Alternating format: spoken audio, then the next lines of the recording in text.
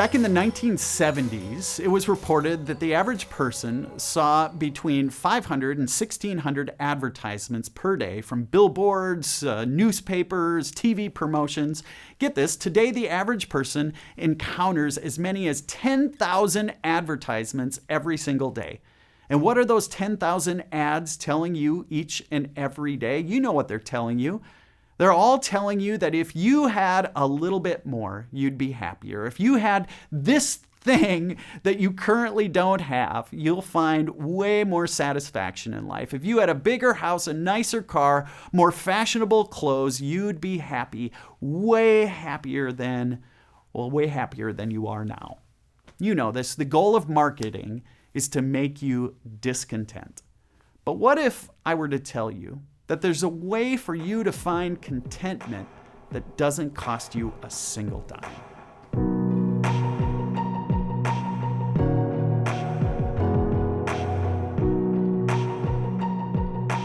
Hey everybody, thank you for joining me for what is the fourth session of a 5-session series called What's Enough? It's a series we put together to help you talk about the one thing that brings families, couples, individuals more anxiety, uncertainty, fear, and stress than anything else in America, and that's your finances. Well, these days, I've noticed in the news that there are more and more wildfires that make the news. Have you noticed this? And with the coverage of all these disasters, there are thousands of people that have to be evacuated, forced to leave their home and all their possessions as fires threaten to destroy their homes. And as I watch it, it strikes me that it's in those moments that people are forced to think about their relationship to their stuff, to their possessions. What would you save? I mean, imagine a fire is headed toward your home and you have 10 minutes to grab everything that you can and flee. My question to you is, what would you take with you? In those sorts of moments, I'm reminded of what Jesus said. In Luke chapter 12, he said, "One's life does not consist in the abundance of possessions." Now, here's what's hard. That it's easier to say than to believe in our hearts, isn't it? I mean, if you and I are really honest, the world is constantly telling us that our life, it does consist of what we own, what we accumulate, what we possess. While Jesus is telling us that our lives consist of more than money or our stuff. If we're honest, despite the fact that we say we believe Jesus' words, we still find ourselves devoting so much time, our talent, our resources on the accumulation of more. We say that our lives do not consist in the abundance of what we have, our stuff, but we live as if they do. Constantly restless, discontent. We want more.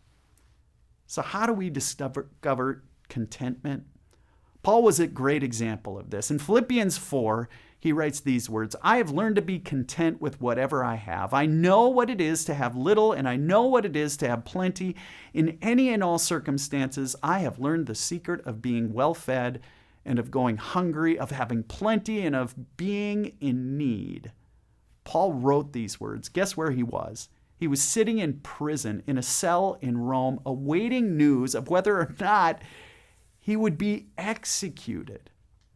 Like Paul, we too can learn to be content, whatever the circumstance we find ourselves in. Let me give you just 4 keys to doing this. The first key goes like this. Ask yourself, how long will this make me happy? That thing you just have to buy. What if you were to pause and ask, how long will this make me happy? So often we buy something thinking it will make us happy, only to find that the happiness lasts about as long as it takes to open the box. Or how about this? Remember that it could be worse. What do I mean? Whenever we find ourselves discontented with something, what if you were to remember it could be worse?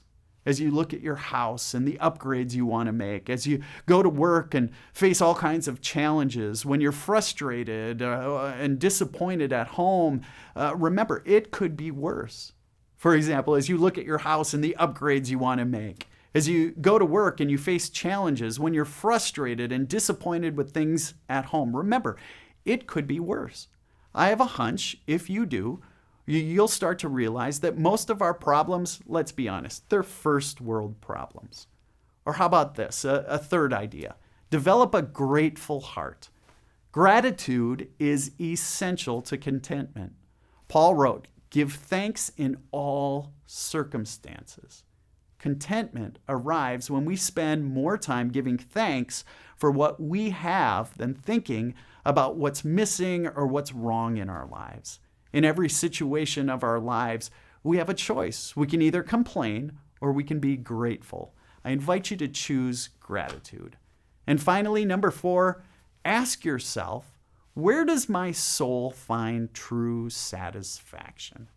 The world answers this question by telling us that we find satisfaction in luxury and comfort and wealth and the accumulation of more stuff. But our faith and our hearts tell us there's something more. Contrary to what the world would have us believe, the longings of our soul cannot be satisfied at the shopping mall or on Amazon.com.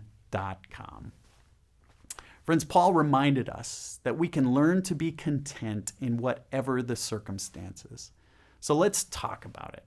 A couple of questions for you today. What effect does your level of contentment from day to day have on your outlook and your attitude? And secondly, according to Hebrews chapter 13, verses 5 and 6, what is both our motivation and empowerment for being content with what we